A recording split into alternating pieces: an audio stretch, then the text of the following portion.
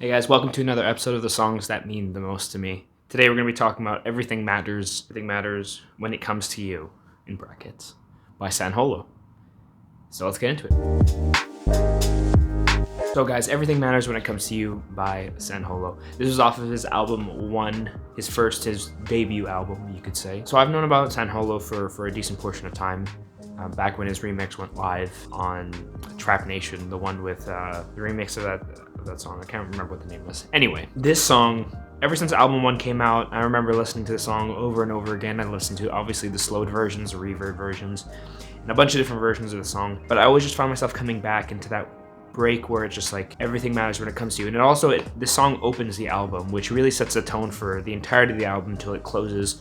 First and last songs, if you guys have listened to it, have the same melody. Quintessentially, I think this indicates a pretty big shift in San Holo's style of music from more synth-based to guitar-based, and you can see it in this track. It starts off with the guitar, and the guitar tones persist throughout the entirety of the album. But this song itself is one thing I love about San Holo is his lyrics. Reason being is like they're not complicated. They're not like they're very deep, but they're not complicated. They're very simple, and they're very to the point. That he doesn't play around with what exactly he's saying. He just says it, and he just has a way with the lyrics. Even though most of them are very, very simple. It's like everything matters when it comes to you. Everything matters when it comes to you. And apparently, I was listening to the commentary album for album one, and he said he wrote album one when he was in love, which is kind of depth. I think if you think about it. When you're in a relationship with somebody, when you're in love with somebody, it's just everything everything that they do, it matters to you. You know, when they go, when they do something cute, or they get you something, or their struggles are your struggles. If they're feeling sad, you feel sad, and you want to help them. Or if they're struggling at work, or if they're struggling with something, you feel the struggle, and you're there, and you're trying to help them. I think San Holo's like that. I know I'm that way. And like the song, like crescendos and then swells and then kind of picks back up, and it feels very, very familiar.